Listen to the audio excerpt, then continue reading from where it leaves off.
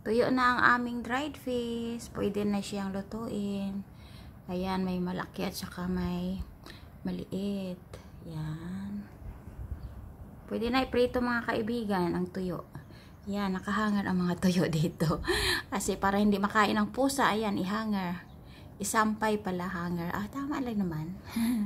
Isampay para hindi makain ng pusa at saka ibon. Kaya ang ibon, ayan, paano na lang. Patingin-tingin na lang yung ibon. Ayan.